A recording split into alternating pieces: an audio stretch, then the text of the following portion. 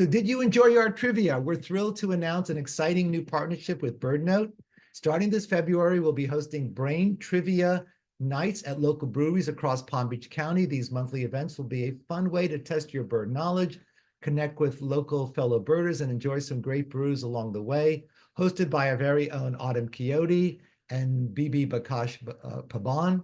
The night should be a fun blend of learning and laughter. And Bibi Bakash Pagan, by the way, is with BirdNote. Make sure to keep an eye on Eventbrite for locations and times. We can't wait to see you there. So get ready to spread your wings and show off your bird brain. I can't wait for these. They should be a lot of fun. Whoops, I skipped one. I apologize. Okay, we are planning a second annual Rick Schofield Memorial Bird Walk at Loxahatchee Wildlife Refuge and hoping you can join us. For many of us, Rick and his bird walks brought us together and created long-lasting relationships. In honor of Rick, Larry Plotnick, Fred, and others that came before, we will meet up, check up, and walk around Loxahatchee Wildlife Refuge. So the details, it's on Wednesday, of course, which is the day Rick always led his walks, February 12th, from 8:30 to 10, and where else? The Marsh Trail at Lox, where the walks were held. Bring a friend, a snack, a drink. Please see the link to let Glenn Miller know that you plan to attend. Hope to see some of you there. So join us for Conservation Conversations at the Ann Norton Sculpture Gardens. This is session 1, Everglades as a Harbinger, January 9th, this year, of course, 6 p.m. The Ann Norton Sculpture Gardens are in West Palm Beach.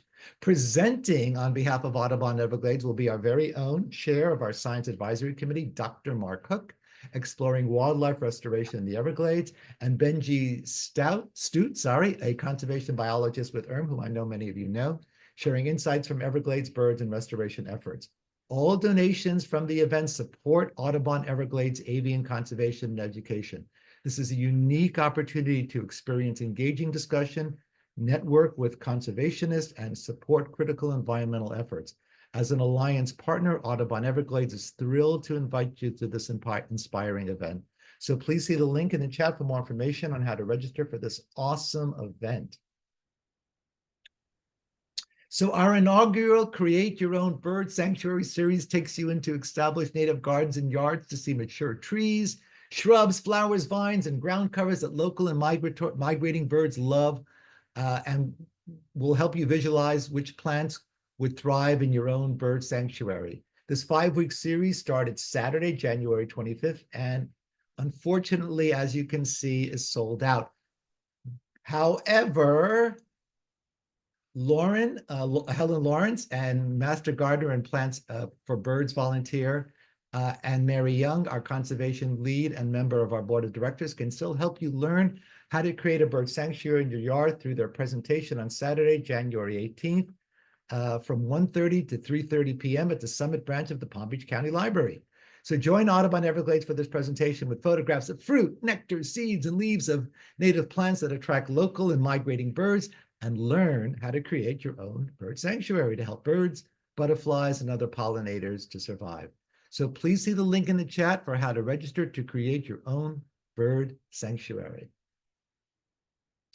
Don't miss this incredible opportunity to connect with fellow nature enthusiasts and learn from expert biologist Jamie Lang of Fairchild Tropical Garden about the unique threats to fragmented urban preserves and the ecological benefits of going native and what native plants you can plant. The event is a joint collaboration of Audubon, Palm Beach County chapter of the Florida Native Plant Society, Audubon Everglades, and the Sierra Club Loxahatchee Group. So join us in person on Tuesday, January 25th, from 6:30 to 9 at the IFAS Mounts Botanical Garden Auditorium. Admission is free, and there will be free snacks as well. Please see the link in the chat for more information. Join Audubon Everglades and community volunteers to pull weeds on the island in the Lake Worth Lagoon that were created to filter water, but which also provide critical nesting habitat for the threatened black skimmer, American oyster catcher, and least tern, and which is a stopover place for migrating piping and Wilson's warblers. And you can see the link in the chat for more information and to register for those important events to help these. All of these are threatened birds that count on these disappearing habitats to continue surviving. We are so excited that the all-day inaugural South Florida Native Plant Expo will be held all at the Palm Beach State College campus in Palm Beach Gardens on February 22nd. Hosted by Palm Beach County chapter of the Florida Native Plant Society, Mindy Ogden, AE Plants for Birds lead, and the Palm Beach County chapter Florida Native Plant Society president will be there, and she is the one who is organizing the event. Autumn Quixote, Outreach and Education Director, will be presenting, as will dozens of other native plant experts. Also, Plants for Bird team members Helen Lawrence and Mary Young will be joining me for an exciting Plants for Birds tour on Sunday, February 23rd at Peaceful Waters. Join us at the expo to visit our booth and enjoy presentations from leading experts on all things native plants and their importance for wildlife. Don't miss out on this opportunity to learn, connect, and grow. So register, mark your calendars, and grab your tickets now. Let's make South Florida greener together. For more details and to purchase tickets, please see the link in the chat or scan the code that's right in front of you. I'll give you a moment to do that.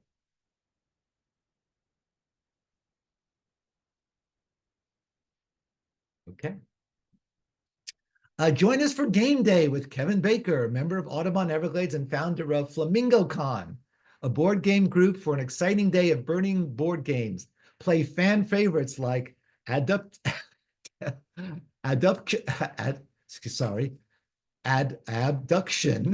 Corvids, Bird Call, Wingspan, Birdwatcher, and more while learning about Audubon birds. You know, I got abduction right 4 times earlier.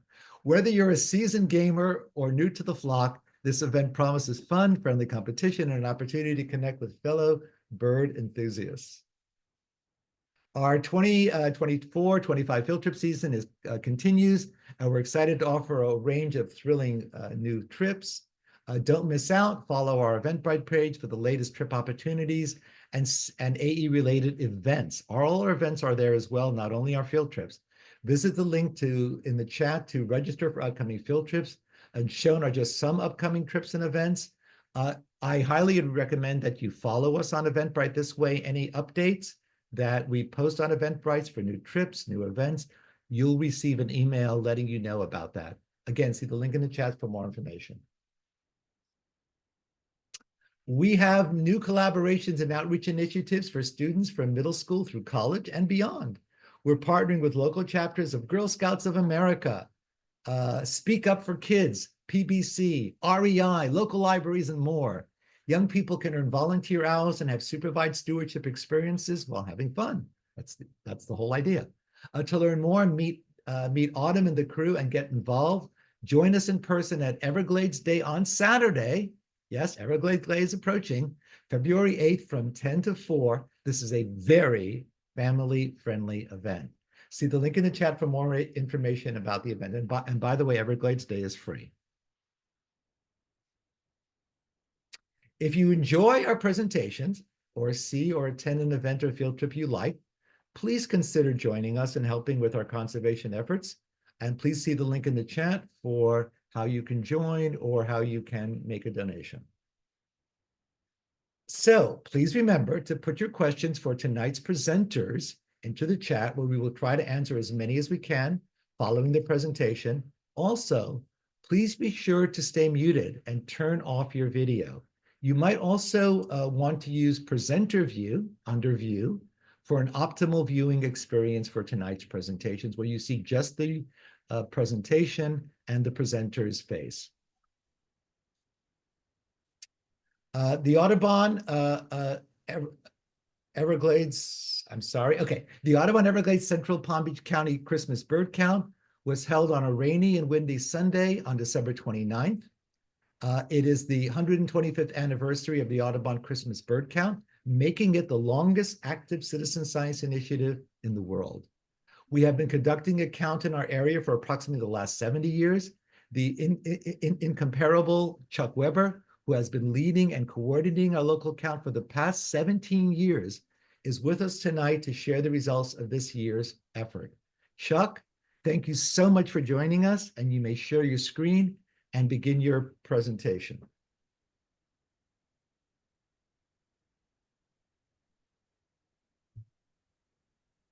Thank you very much, Scott.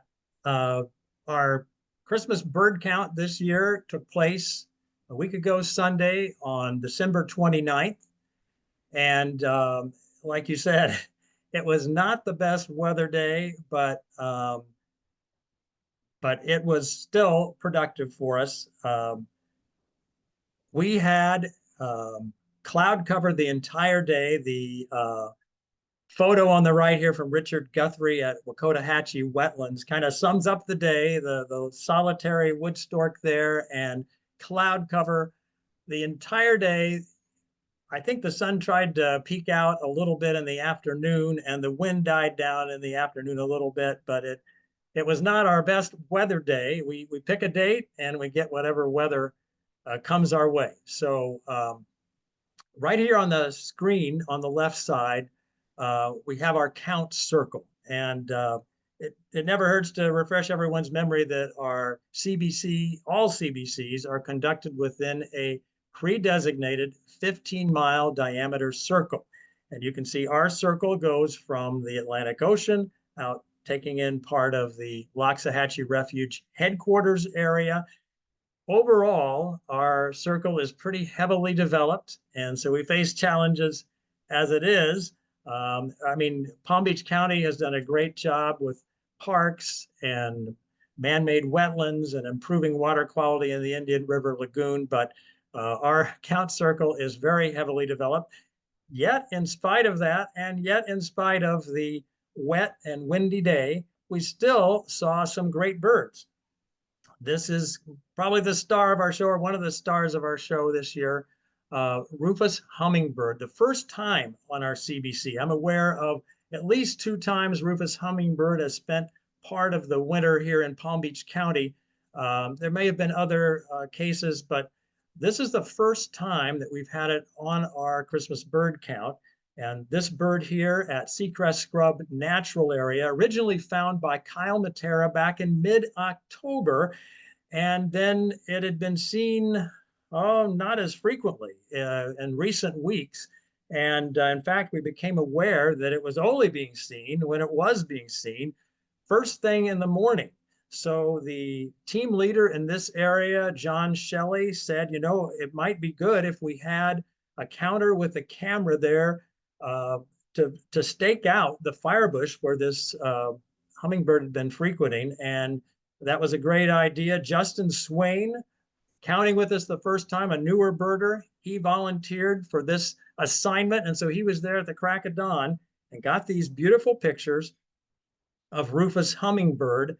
And so great job, Justin, here. And the picture on the right is very important because Rufous hummingbird, which is a Western hummingbird, and like I say, very rarely comes into our area, but it's very similar to another species of hummingbird. And so you really have to see the spread tail feathers in order to make a definitive ID. And Justin got the money shot here with this Rufous hummingbird. The broader outer tail feathers means this is a Rufous hummingbird versus an Allen's hummingbird, which has narrower outer tail feathers. So great job by Kyle finding the bird and Justin getting the bird for us on count day. And he got it first thing in the morning and then it was gone. And I don't know if it's been seen since then. So great job, everyone.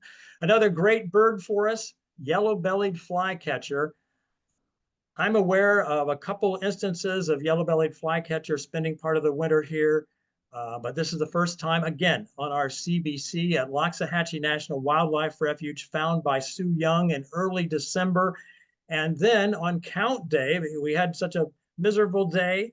The counters, both count teams at Loxahatchee, Rob and Sandy Harlan, and Kyle Matera, Marcelo Gomes, Justin Swain, they did not see the bird, but they recorded audio. And so that is definitive. And we were able to confirm the yellow-bellied flycatcher was there, even though we didn't see it.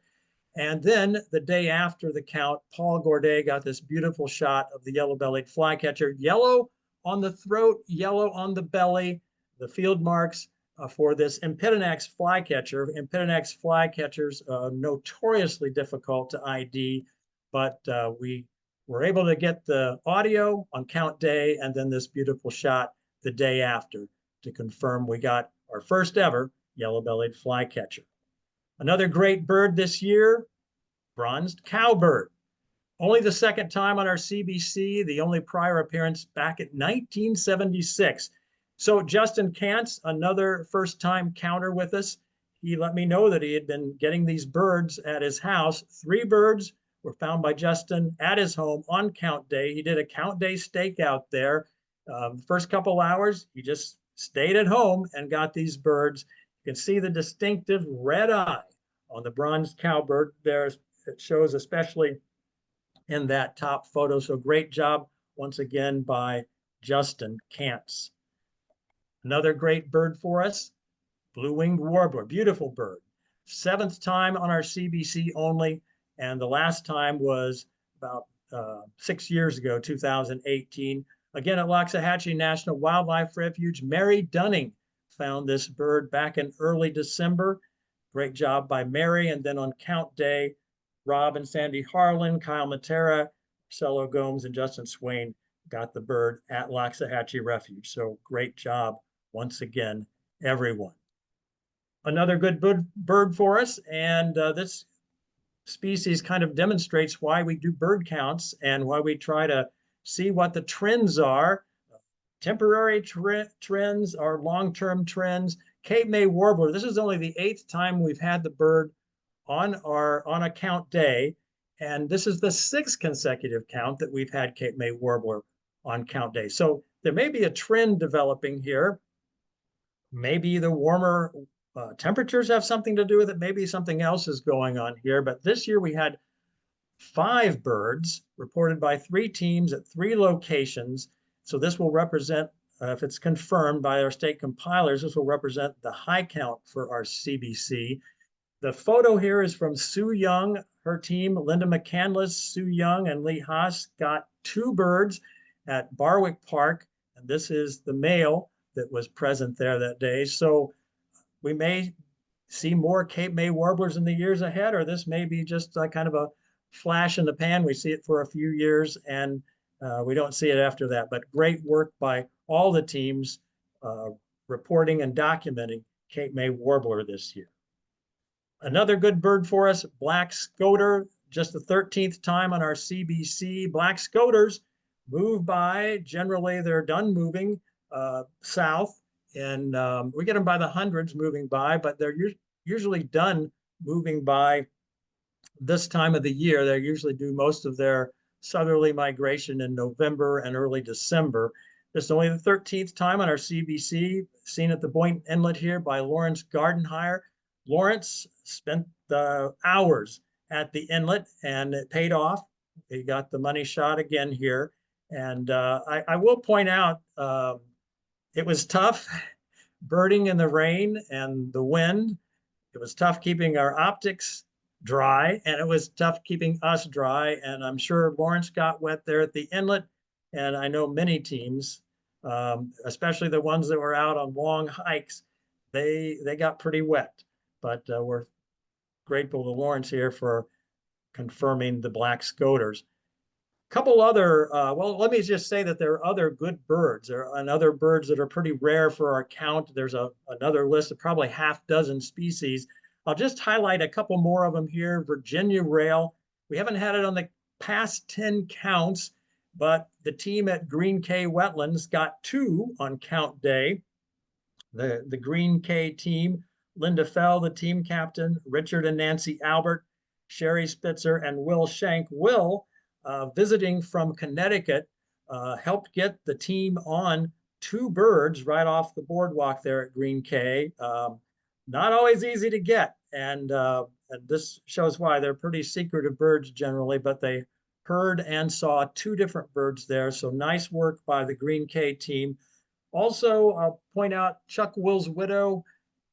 There was 11 years where we missed Chuck Will's widow on our counts. Then they came back onto our count for a couple of years, and then we missed them again last year. But this year, 3 teams got Chuck Will's Widow. This is a nightjar, again, pretty secretive. And Marcus Kelly got just a beautiful shot of this Chuck Will's Widow at a cemetery at the very southern tip of West Palm Beach, barely in the count circle.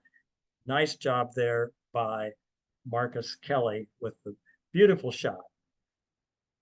Here are the numbers. And the numbers only tell so much, really. 2021, 78 participants. We got 146 species and nearly 23,000 birds. A year later, our participation increased a bit, and our species count, 153, is the highest since the 1970s. I never thought I would see the day when we would get 153 species on our CBC, but we did. And so that was a great number. But look over here to the right column, the number of birds actually went down from 21 to 22. And, even though we had more species.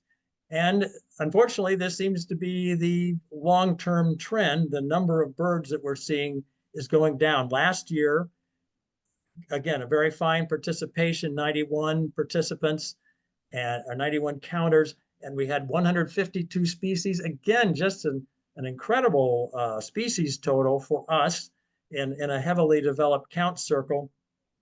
But we did very well. But again, the number of birds down yet from the prior year. This year, so far, and these, I've got asterisks by the numbers here, 2024. So far, we think we've got 86 participants this year, which is still very good. And the number of species, 149, which is very good. It's below what we did the last 2 years. But, considering the weather conditions, we did pretty well, I think. Again, that number has to be confirmed by our state compiler, so that's why I've got the asterisks there. And also, I'm just now beginning to go through the numbers to see which teams had which numbers and to see if we have any overlap. And so to be determined what the number of birds is this year, I am hopeful that we don't see another slide, another reduction in the number of birds, but it is quite possible.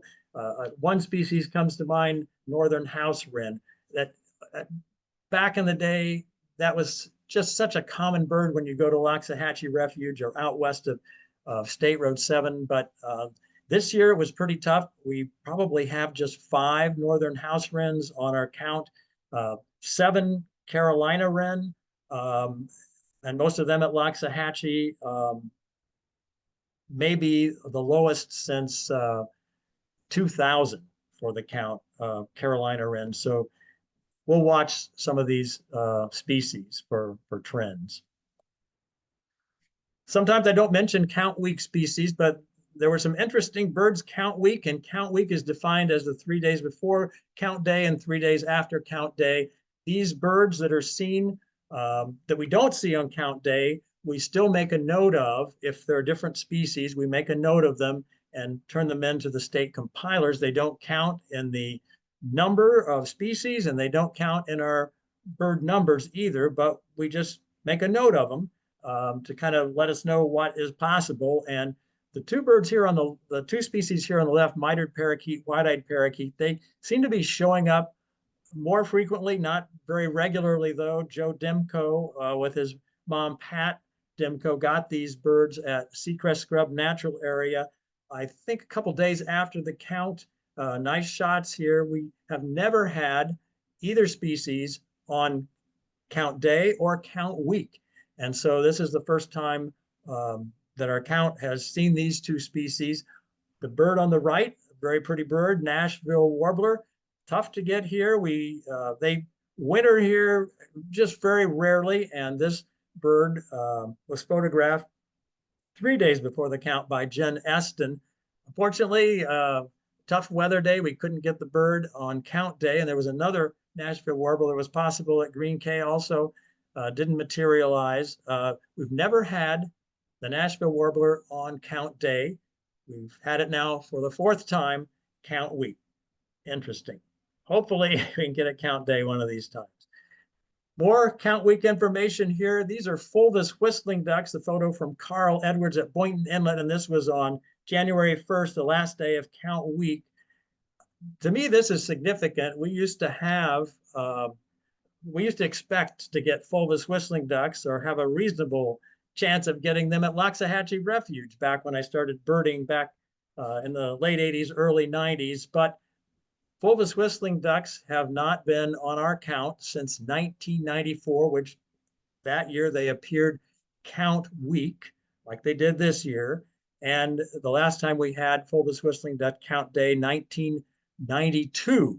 And so, wow, here 30 years later, we've got fulvous whistling ducks again, although just a count week bird, but wow, it's I never thought maybe I would see this day again, but here they are. They have been showing up the last couple of years at Wellington Preserve, which is outside our count circle, but maybe they're getting closer to coming back in the circle. We will maybe hope to see them next year on count day or count week again. I want to thank everyone who participated this year and supported the West Palm Beach CBC. All the counters had to stick it out in the rain, and I so appreciate the great effort. It wasn't an easy day to count birds, and wasn't an easy day to be out in the rain, and it was quite an effort to stay dry and keep our cameras and binoculars dry. But thank you so much to everyone. Thank you also to Scott and the Audubon Everglades board. Thank you so much for all of your support and providing the compilation gathering. It was a lot of fun again this year, where we go over the day's events and go over our lists. Thank you so much. Thank you also to Sabina and the promotion team. We appreciate all the help we got promoting our CBC.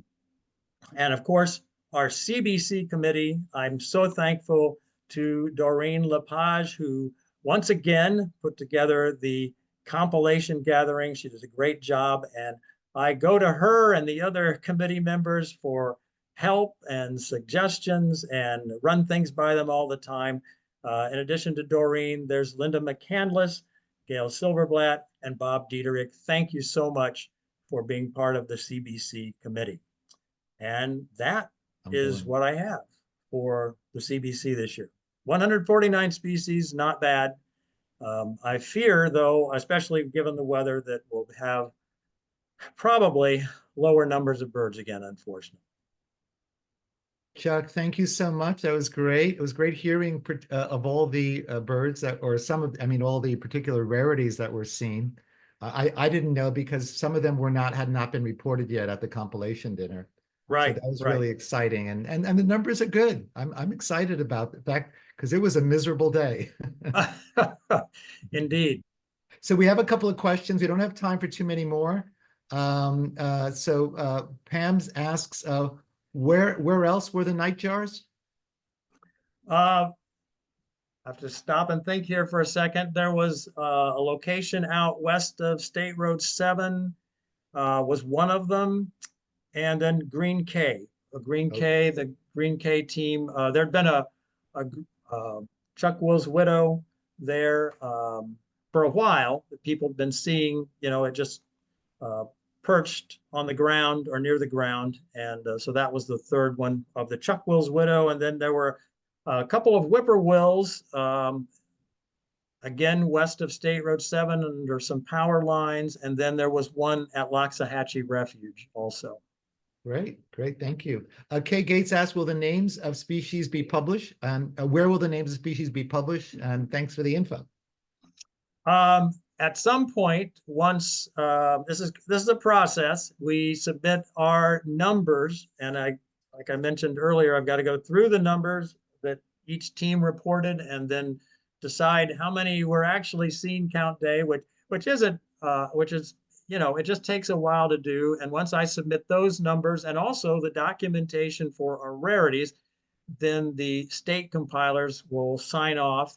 And later this year, I can't say exactly when, but April, May, something like that, the work should be done. And then at some point, those numbers will appear in the database that's online. And you can see the numbers that we had on our count, and you can check out the numbers for any count that's And Chuck, when you conducted. have that, if you share the link with me, I'll share it at our next presentation.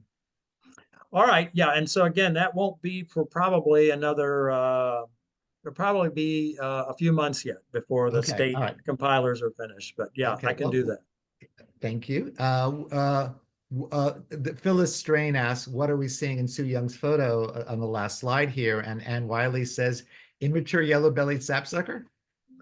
Well, there's actually three of them here, and that's why I thought this was a cool shot. It kind of shows the dreary day, but if you look closely, and it took me a couple of looks at this photo, but Sue Young captured three yellow-bellied sapsuckers in the same tree. Now Yeah, I've seen that maybe a couple times in my life where you've got three or four yellow-bellied sapsuckers. That doesn't happen very often, though. And I yeah, thought that's that a was great shot. It's funny, I only noticed one, and after you said it, I looked closely, I saw three. Thank you for three of them. Yeah, it's a pretty yeah, cool shot. it is. It Sue is. does a great job. And Sue Young, by the way, says a big thank you to Chuck Weber for all that you do, and I couldn't agree more. Thank you, Chuck. Yeah, Well, great thank you. job. We couldn't do this without you, and you've been doing this for so long, and I know you're going to keep doing this forever. Oh, I don't know about that. Thank you, Scott. Thanks, Chuck. Take care. Thanks.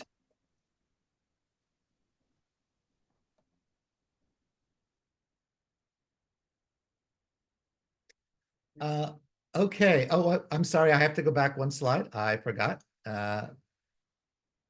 Wait, no. Oh, sorry. I'm screwing up here. I apologize, everybody. Okay. Join us on February 4th for an engaging presentation by one of our own esteemed members, local ecologist Greg Braun. Greg will share his expertise and provide a fascinating overview of the critically important Loxaluchi Headwaters Initiative, which is right in Martin County, a grassroots land conservation project of critical importance to our region. Please see the link in the chat to register. Remember, you can view most of our past presentations on YouTube, on our YouTube channel. Again, please see the link in the chat to know where to go for that.